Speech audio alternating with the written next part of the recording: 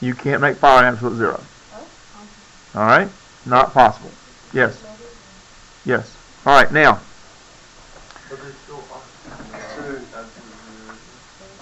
Well, let's not go too far with that because the theory behind what exists at absolute zero becomes really kind of wild and crazy and sticky and all that. Okay? Zero potential energy?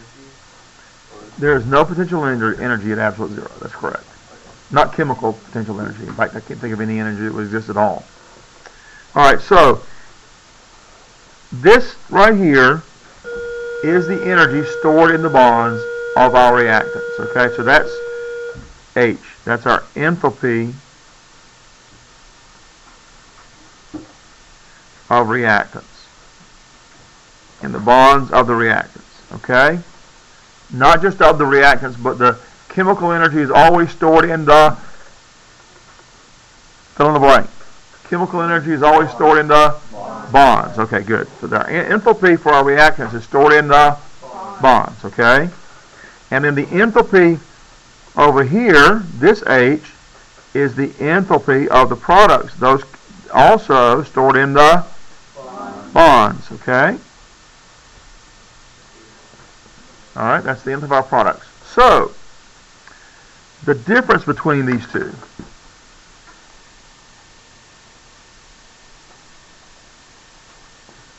The difference between that amount of energy and that amount of energy is how much that enthalpy changed. Oh, what's our symbol for change? Delta H. There's our change in enthalpy. How about that? Okay.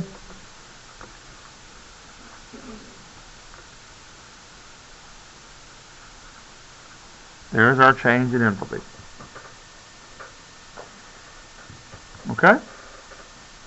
So as the chemical reaction progresses, energy has to be added to get it started. If it's exothermic, there's an initial higher amount of enthalpy stored energy, a final lower amount of stored energy, and the difference between the two is a change in enthalpy. Now, the question is, in this whole system, reactants and products and all the bonds together, is the sign of delta H negative or positive? Negative, because it's going down. Very good. So in exothermic reactions, that's why the enthalpy is negative. We're losing energy overall. You got that? Make sense? See what graphs tell you?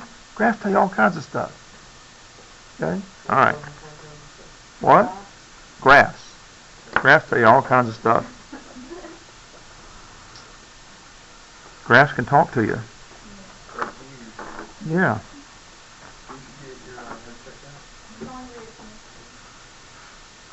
Well, he should be very comfortable with weird, so. Oh, I didn't say that, did I? Okay.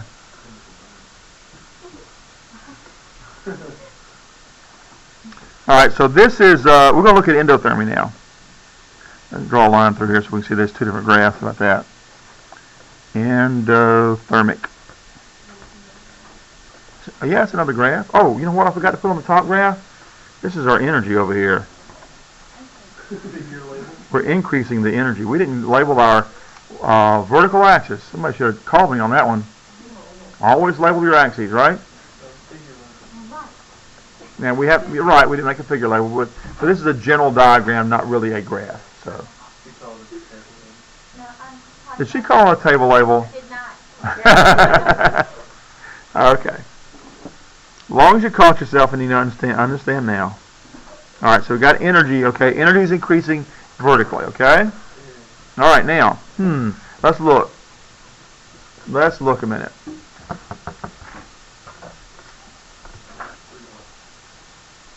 Caitlin, I'm gonna put this one on you. Okay. Oh, but you are. You just don't know it. You might not realize it, but you are smart. That's it. There you go. Well, I just got nailed there. Okay. All right. Now look. Look. This is exothermic. We get energy out of it.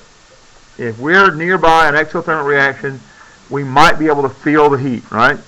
All right. So you're feeling the heat right now, but we're going to talk about endothermy. Okay, instead of exothermy. Okay. Little play on words there, chemistry humor. Okay. What's going to be the difference between this graph and this one? It's going to go up. See, this went down overall. So if it's endothermic, we must be putting energy into the reaction. The products have to have more energy stored in those bonds than the reactants. Well, it's not going to go shoot. It's going to go woo. All right.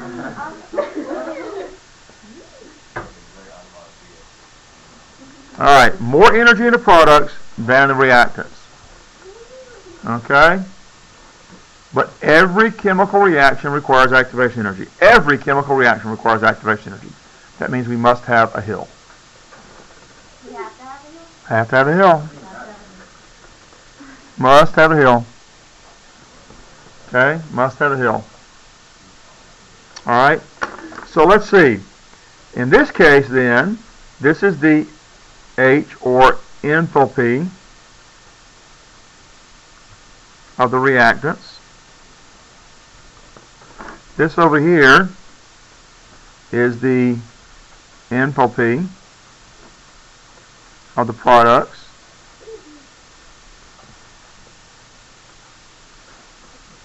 Alright, so from this level of energy to the amount of energy required to start the reaction, that's called what? Activation energy. So, endothermic reactions take a lot more activation energy. Well, this is all kind of relative. It depends on the reaction, actually, okay?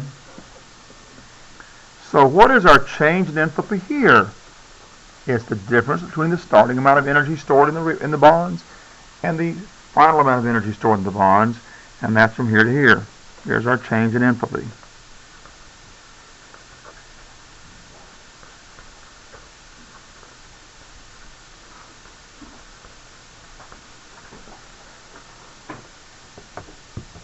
Dylan, is this change in enthalpy going to be positive or negative?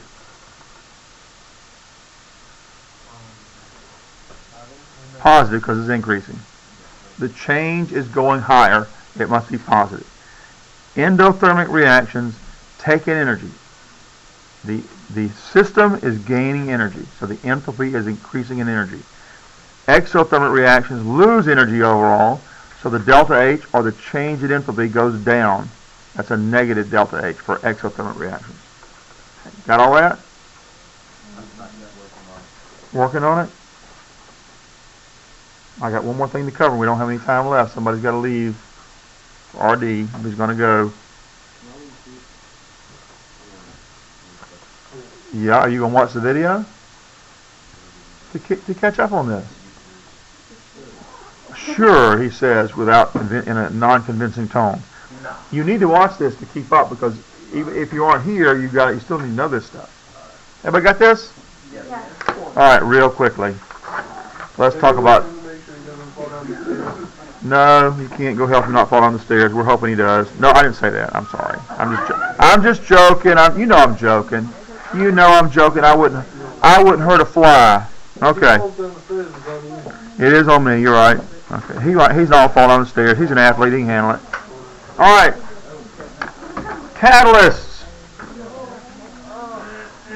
What would be a catalyst in that? Well, Would it be the gas? we haven't talked about catalysts yet. In biology, you had catalysts. What do you call biological catalysts? What? Enzymes are biological catalysts. Okay, I'm sorry. I got you covered. I got you covered. All right. I said it first. Uh-huh. Okay. Y'all can battle it out somewhere place some other time. Okay. Now, what do catalysts do? That's what we've been told probably all the time you've been in any science class. Catalysts speed up the reaction. But how do they do it? What is that? Actually, speeding up the reaction is not the proximate cause. It's what happens as a result of what catalysts do. So what do catalysts do? And it has to do with this right here. They speed up the chemical reaction. What did I just say? Were you not listening? Come on, Houston. Come on. I know you weren't supposed to be doing that, so there you go. All right. What do catalysts do? Well, let's look at our hills over here. Okay. Let's say I've got a bunch of rocks to move in a wheelbarrow. Okay. I got to move my rocks from here to here. That's the hardest part of this. Up the hill. All right. So I can't change the amount of rocks in a wheelbarrow. How can I change the geography to make my job easier? Make the hill smaller. Would that make my job go faster? It lowers the activation energy. That's what a catalyst does. There you go. There you go. That's what a catalyst does. It lowers the amount of energy required to make the reaction move forward. There you go. But as a result of that, if I were moving rocks, I could move a lot more rocks over this hill than that one, right? Okay. I'd get a lot more work done. Okay. That's why they cut that big old V through the mountain in Asheville. Y'all don't know about that. Okay, never mind. I-240. There you go. All right. So, but the point is, you get a lot. It goes faster if you don't have as high hill. Okay. Study your notes so you can pass the quiz tomorrow. Are you emailing us? I'll try and email you a practice question. Huh?